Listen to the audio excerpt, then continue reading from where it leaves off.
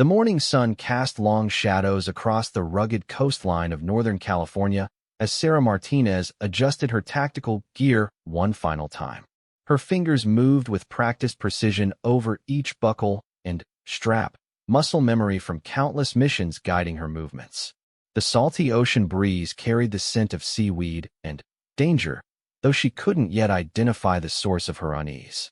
Sarah had been a Navy SEAL for 8 years, one of only a handful of women to earn the coveted trident. Her teammates respected her not because she was different, but because she was exceptional.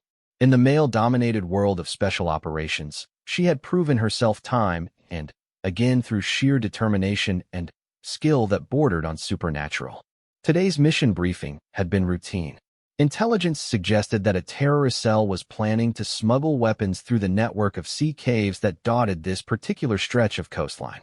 The operation was supposed to be straightforward reconnaissance, gathering information about enemy movements and reporting back to command. Nothing they hadn't done 100 times before. Her team leader, Commander Jake Thompson, approached with his usual swagger. Thompson was a 20-year veteran with silver hair and steely gray eyes that had seen too much combat. He commanded respect through experience and an iron will that had never bent under pressure. Behind him walked the rest of Alpha Team. Rodriguez, a demolitions expert with steady hands and a quick smile. Chun, their communications specialist who could hack into anything with a circuit board. And Morrison, the team sniper whose patience was legendary among their unit. Martinez, you take point on the cliff approach, Thompson ordered, his voice carrying the authority of someone who had never been questioned. The intel suggests their lookout position is about 200 meters up the rock face. You know these coastal formations better than anyone. Sarah nodded, though something in Thompson's tone felt different today. There was an edge to his words, a coldness that hadn't been there during their previous missions together. She had served under Thompson for 3 years, through operations in Afghanistan, Syria, and countless training exercises that had forged them into a tight-knit unit. They had saved each other's lives more times than she could count. The team moved out in standard formation, their boots silent on the rocky terrain despite the challenging landscape. Sarah led the way, her eyes constantly scanning for threats while her mind cataloged every shadow, every sound, every detail that might prove important later. The cliff face rose before them like a natural fortress, its weathered surface offering handholds that only an experienced climber would recognize. As they began their ascent, Sarah felt the familiar rush of adrenaline that came with dangerous operations. Her body moved with fluid grace up the rock face, each placement of hands and feet calculated for maximum efficiency and minimum noise. The Pacific Ocean stretched endlessly below them, its surface deceptively calm in the morning light. About halfway up the cliff, Sarah paused at a narrow ledge to check her equipment and survey the terrain above. The supposed terrorist lookout should be visible from this position, but she saw nothing unusual. No movement, no signs of human activity, no indication that anyone had been using this area for surveillance or smuggling operations. Command, this is Alpha Team, she whispered into her radio. Approaching target area. No visual confirmation of hostile activity. Thompson's voice crackled back through her earpiece, but there was something wrong with his tone. Roger that, Martinez. Continue to target coordinates and maintain radio silence until you reach the objective.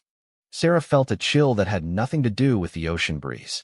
In 8 years of operations, Thompson had never ordered complete radio silence during an active reconnaissance mission. Standard protocol required regular check-ins every 15 minutes to ensure team safety and mission coordination.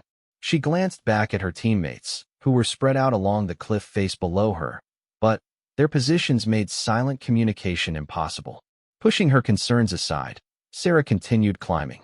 Her training had taught her to trust her instincts, but it had also taught her to follow orders and trust her team leader's judgment.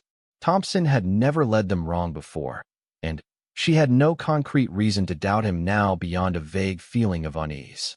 The cliff face became more challenging as she climbed higher, requiring her to use advanced rock climbing techniques she had learned during her special operations training. Her fingers found purchase in cracks barely wide enough to grip, while her feet balanced on ledges no bigger than her boot sole. The physical demands of the climb focused her mind, pushing away her doubts and concerns. When she finally reached the coordinates Thompson had specified, Sarah found herself on a wide plateau that offered commanding views of the coastline in both directions. It would indeed make an excellent lookout position, but there was absolutely no evidence that anyone had ever used it for that purpose. No equipment, no trash, no worn paths or disturbed vegetation that would indicate human presence. Sarah activated her radio to report her findings, but received only static in response. She tried different frequencies and checked her equipment, but the radio appeared to be functioning normally. The lack of communication with her team sent alarm bells ringing in her mind, though she couldn't yet piece together what might be wrong. As she prepared to begin her descent and rejoin her teammates, Sarah heard voices approaching from the inland side of the plateau. She immediately dropped into a defensive position behind a cluster of rocks, her weapon ready and her senses on high alert. Through the gaps in her cover, she could see Thompson and the rest of Alpha Team approaching, but something about their body language was completely wrong. They were walking casually, their weapons lowered, their formation loose and unprofessional. Thompson was speaking animatedly into a radio, but his voice was too quiet for Sarah to make out the words. Rodriguez was laughing at something, while Chun and Morrison flanked out in a way that suggested they were surrounding the plateau rather than conducting a reconnaissance mission. Sarah's blood turned to ice as she realized the truth. This wasn't a mission against terrorists. She was the target. Her mind raced through the possibilities, trying to understand how and why her own team would betray her. Thompson had been acting strangely for the past few weeks, asking probing questions about her personal life and her contacts outside the military. There had been rumors about a corruption investigation within their unit, whispers about someone selling classified information to foreign agents. The pieces clicked together with horrible clarity. Thompson was the leak, and somehow Sarah had become a threat to his operation. Maybe she had seen too much, or maybe someone suspected her of being the whistleblower. Either way, she was now alone on a cliff face with 4 heavily armed men who intended to kill her. Sarah controlled her breathing and forced herself to think tactically. The plateau offered limited cover, and she was outnumbered 4-1 by operators who knew her capabilities intimately. A direct confrontation would likely result in her death, but surrender wasn't an option either. If Thompson was willing to murder a teammate, he wouldn't hesitate to eliminate any witnesses to his crimes. Her only advantage was that they didn't know she had discovered their betrayal. If she could maintain the element of surprise for just a few more minutes, she might be able to create an opportunity to escape or at least send a message to command about what was happening. Thompson's voice carried across the plateau as he approached her position.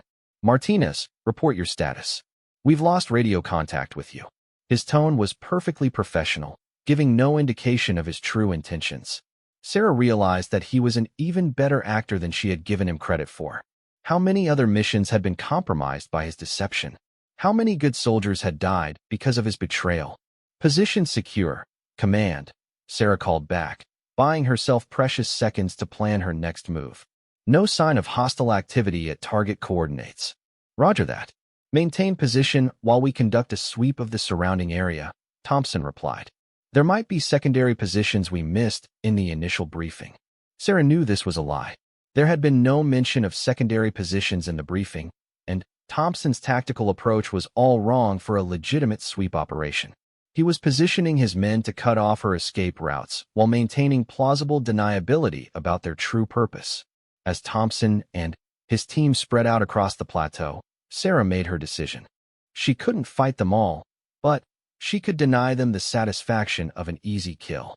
The cliff face behind her dropped nearly 300 feet to the churning Pacific Ocean below.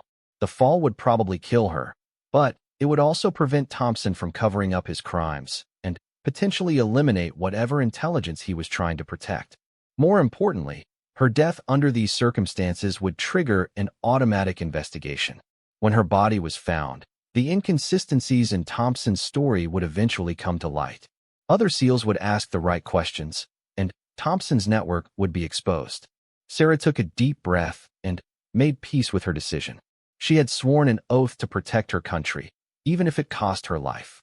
If dying here would help expose a traitor and save other lives, then It was a sacrifice worth making. Martinez, we need you to move to grid reference 77 Alpha for Overwatch position, Thompson called out, his voice still maintaining its false professionalism. Sarah looked back at the cliff edge behind her, then at the men who had been her brothers in arms just hours earlier. Thompson was closer now, close enough that she could see the cold calculation in his eyes. There was no mercy there, no regret about what he was planning to do. Negative, Command, Sarah replied, her voice steady despite the adrenaline coursing through her system. I think I'll stay right here. The mask slipped from Thompson's face, revealing the dangerous man beneath the professional exterior. His weapon came up with practiced ease, while Rodriguez and the others moved to surround her position completely. There would be no escape, no last-minute rescue, no heroic victory against impossible odds. You always were too smart for your own good, Martinez, Thompson said, his voice now carrying the menace he had been hiding. Should have minded your own business. Sarah smiled grimly, understanding finally, dawning on her face. So it is true. You're selling us out to the highest bidder. Thompson's expression hardened. You have no idea what you're talking about, or how much bigger this is than your small mind can comprehend. Big enough to murder your own teammates? Sarah asked, genuinely curious about how Thompson justified his actions to himself. Big enough to require difficult choices, Thompson replied. You're the sea cave provided Sarah with temporary sanctuary, but she knew she couldn't stay hidden forever. Salt water dripped steadily from the rocky ceiling above, creating an endless rhythm that helped her focus her thoughts.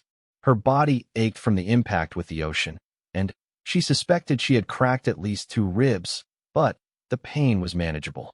She had endured worse during her SEAL training. Moving carefully through the interconnected cave system, Sarah used her intimate knowledge of the coastline to navigate toward a larger chamber she remembered from her teenage years. The caves had been her secret hideaway during high school, a place where she could escape the pressures of a military family and plan her own future in the Navy.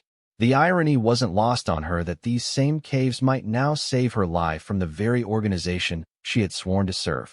Her immediate priority was communication. Without radio contact, she had no way to warn command about Thompson's betrayal or request extraction. Worse, Thompson would soon be filing his report about her accidental death, which would effectively erase her from the official record. Dead operators couldn't testify against corrupt commanders. Sarah reached the main chamber and quickly surveyed her resources. Her waterproof equipment pouch had protected some essential items. A backup radio that might work if she could get to higher ground, emergency rations for 3 days, a small first aid kit, and her service pistol with 2 spare magazines. Not much for a one-woman war against a network of traitors, but it was a start. More importantly, she had her training and her knowledge of Thompson's methods. After 3 years under his command, she understood how he thought, how he planned operations, and how he would try to cover his tracks. That insight would be crucial in the hours ahead. The sound of helicopter rotors echoed through the caves, growing louder as the aircraft approached from the direction of the naval base. Sarah pressed herself against the cave wall, listening intently as the helicopter circled the area where she had fallen. Through a gap in the rocks, she could see the search pattern they were flying. It was all wrong for a legitimate rescue operation. A real search and rescue mission would involve multiple aircraft, Coast Guard vessels, and dive teams combing every inch of the ocean floor. Instead, she could see only one helicopter making a cursory sweep of the area before heading back to base. Thompson was going through the motions of searching for her body, but he obviously didn't want to find it. As the helicopter disappeared into the distance, Sarah began planning her next moves. She needed to get off this cliff alive, gather evidence of Thompson's corruption, and find someone in the chain of command who wasn't compromised. The third objective would be the most challenging, since she had no way of knowing how far the conspiracy reached. Her best bet was Admiral Catherine Reynolds, the base commander who had personally recruited Sarah into the SEAL program. Reynolds had a reputation for absolute integrity, and she had always been supportive of Sarah's career despite the political challenges of integrating women into special operations units. If anyone could be trusted with this information, it would be Reynolds. But first, Sarah needed to survive long enough to reach her. The afternoon sun was beginning to set as Sarah made her way through the lower cave passages toward a concealed exit she remembered from her youth. The opening was barely wide enough for an adult to squeeze through, hidden behind a curtain of seaweed and accessible only at low tide. It would bring her out about a mile down the coast from where Thompson's team was positioned. Emerging from the cave into the fading daylight felt like stepping into a different world. The peaceful sound of waves lapping against the rocks contrasted sharply with the violence she had experienced just hours earlier. For a moment, Sarah allowed herself to appreciate simply being alive. That moment of peace was shattered by the sound of voices carried on the ocean breeze. Moving carefully along the rocky shoreline, Sarah spotted Thompson's team about 800 meters away. They were systematically searching the base of the cliff,